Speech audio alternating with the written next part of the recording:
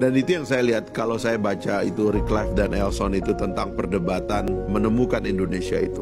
Jadi Indonesia ini kalau Bung Karno dia bilang menggali dari bawah, ini yang mesti dilihat. Penggalian itu dari mana ini semua berasal sehingga lahir 5 sila itu gitu, ketuhanan yang Maha Esa, kemanusiaan dan seterusnya itu.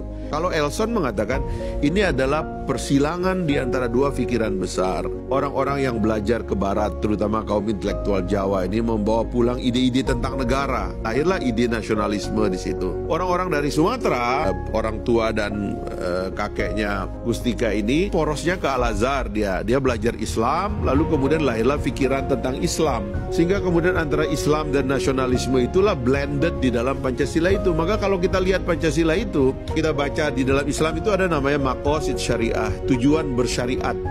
Tujuan bersyariat itu sama dengan tujuan bernegara.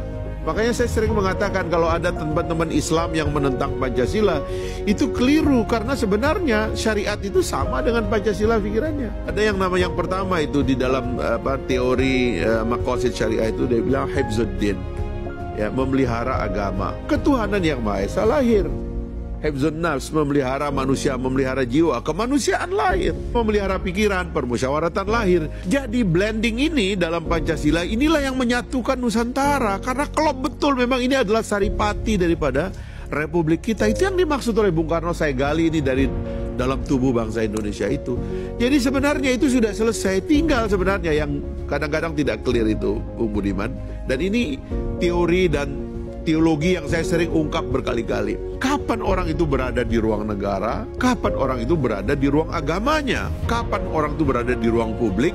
Kapan orang berada di ruang privat? Kalau Anda ingin negara itu melawan agama di ruang privat orang, mustahil itu akan gagal. Ya. Karena intensitas kita dengan agama itu sangat tinggi.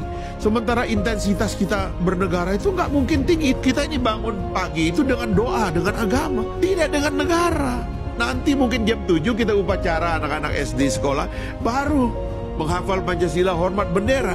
Tapi pribadi itu nggak boleh diinvasi oleh negara. Nah ini yang menurut saya, itu saja yang perlu kita clearkan supaya kita jangan konflik terus.